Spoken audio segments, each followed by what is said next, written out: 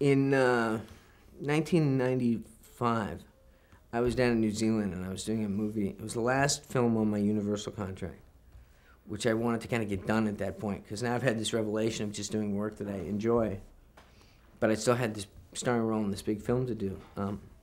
But luckily for me, it was directed by a guy named Peter Jackson, who's a pretty good filmmaker. I think he's got Lord of the Rings coming out this summer, and it was this big kind of Ghostbustery kind of movie that we shot down in New Zealand. And it was a good experience, but while I was down there, I had two infant daughters, twin daughters that were born that were in New York, and Tracy was in New York. My son was in New York.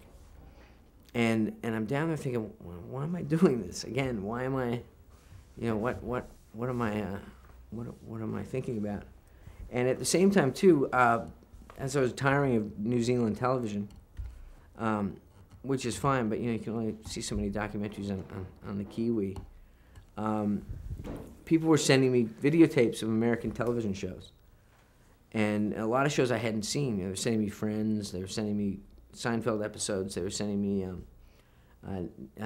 News Radio just come on, so they'd sent me copies of that, and I was watching it, thinking, "Wow, TV is great," And I'd read all these comedy scripts for film over the last little while that weren't that good, and I said, "Oh," and I was wondering where all the good comedy writers were, and then I realized they're all writing for TV. That this stuff is amazing, and as I put that in the context of my life, I thought, well, why am I not doing this? This is what I do. This is what people have always enjoyed me doing. Again, putting it in the context of my illness, I thought, I don't know how much time I really have to work in front of the camera anymore. So I could do a 6-year run maybe of a show, really enjoy myself, have a lot of creative control over it, and quite frankly, involve myself in profits a little bit more than I've ever been able to before. And first and foremost, make some great TV.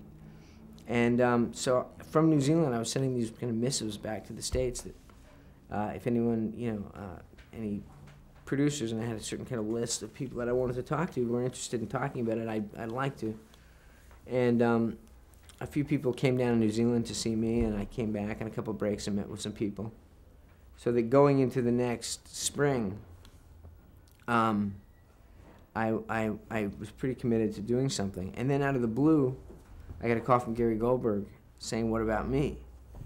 And it was a good question because Gary and I are so close, and it's such a, in ways he's avuncular, in other ways it's paternal, in other ways it's fraternal.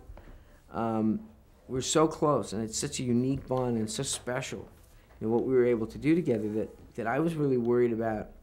I thought, obviously, of working with him, but I thought to ruin that would really be a tragedy. And but he said, he thought we could get past that and be careful of that. And then he sent me a script. We talked about Spin City. We talked about that idea of that kind of character, a young political operative. And I talked to him about how I thought comedy had changed and television comedy had changed, and there was a faster pace now. I kind of had this thing in mind of like this kind of ER of sitcom, just like 8, whereas with Family Ties we do 6 scenes. I cold open 6 scenes in a tag. I wanted to do like 18 scenes, 19 scenes, 20 scenes. I wanted to do it. Film in front of an audience, but at the same time too, I wanted to be able to have a set that was really deep that we could dive into with steady cams and really mess with prosceniums and have people think that it was not continuous action when it really was, Kind of do long kind of tracking shots that dumped out into a proscenium in front of an audience. And he was with me, he was keeping up for an old guy. And then he and Bill Lawrence sent me the script for Spin City, and it was just by far and away the best thing that I'd read. And it was coming off my fax machine in my old apartment on the west side. And I'd read a page, laugh, and hand it to my wife, and Tracy'd read it and laugh. And, by the time we got through handing pages back and forth to each other, she looked at me and said, "You got to do this." And I said, "Yeah, I'm going to do it." And, we got this great deal from ABC eventually, and that was it. We were on the air. And,